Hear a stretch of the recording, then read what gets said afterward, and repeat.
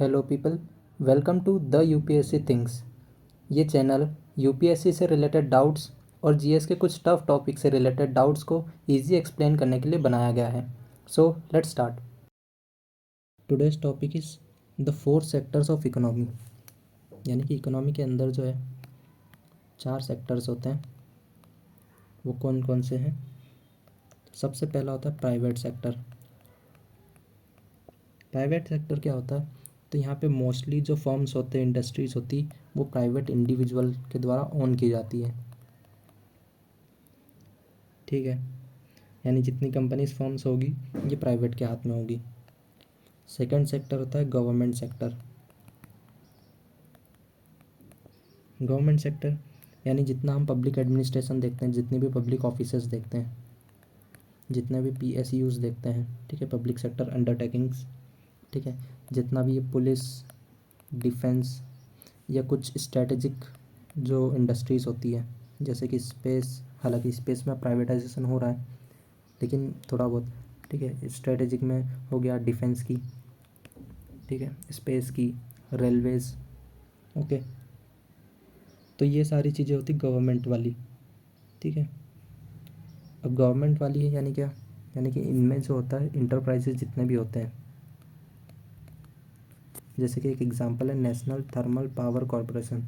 इसकी ओनर कौन है? Government. RBI, owner government. So ये सारे हैं गवर्नमेंट सेक्टर्स, जहाँ पे टोटली डिसीजन कौन लेगा? गवर्नमेंट लेगी, ठीक है। जो इंटरप्राइज होगा उसके बोर्ड में जो मेंबर्स होंगे वो भी गवर्नमेंट सेक्टर के होंगे। थर्ड आता है house hold sector.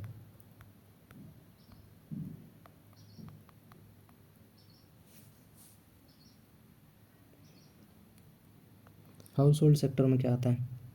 House hold sector में आता है पर्सन्स जो कि साथ में रह रहे हैं एक हाउस होल्ड में, या फिर सिंगल पर्सन फैमिली भी आजकल हो गई है, तो सिंगल भी अगर इंसान रह रहा है। लेकिन जो इंसान है, यानी कि मान लीजिए प्राइवेट सेक्टर का एक एग्जांपल है रिलायंस जियो। क्यों? क्योंकि इसका ओनर एक प्राइवेट इंडिविजुअल है। लेकिन जो अंबानी है, यानी एक पर्सन के तौर पे जो अंबानी है, वो हाउस होल्ड सेक्टर में आएगा, ठीक है। जब भी कैलकुलेशंस होती है तो एक कंपनी का एक्सपेंडिचर अलग होता है, उसके ओनर का एक्सपेंडिचर अलग होता है। तो कंपनी का एक्सपेंडिचर प्राइवेट सेक्टर में आएगा और जो ओनर है उसका expenditure house hold sector, okay.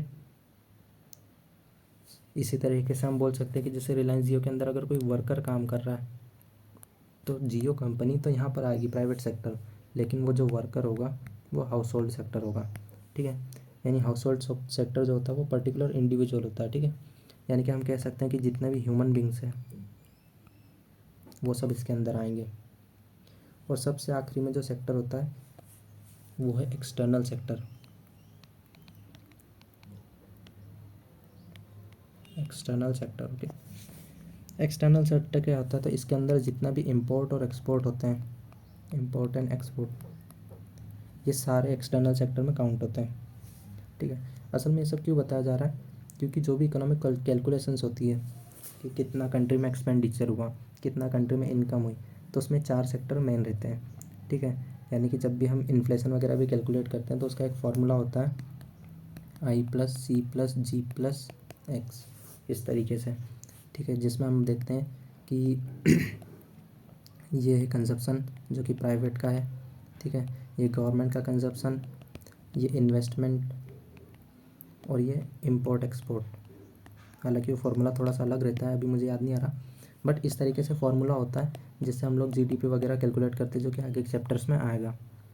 उन जगह पे ये सारे जो सेक्टर्स हैं वो काम में आते हैं। तब हमें पता होना चाहिए कि गवर्नमेंट सेक्टर में हम किसे कैलकुलेट कर रहे हैं, कंजप्शन में हम किसे कैलकुलेट कर रहे हैं, ठीक है, और इंपोर्ट एक्सपोर्ट में हम किसे कैलकुलेट कर रहे हैं, ठीक है, एक्सटर्नल सेक्टर। सो ये थे 4 सेक्टर्स, ठीक है।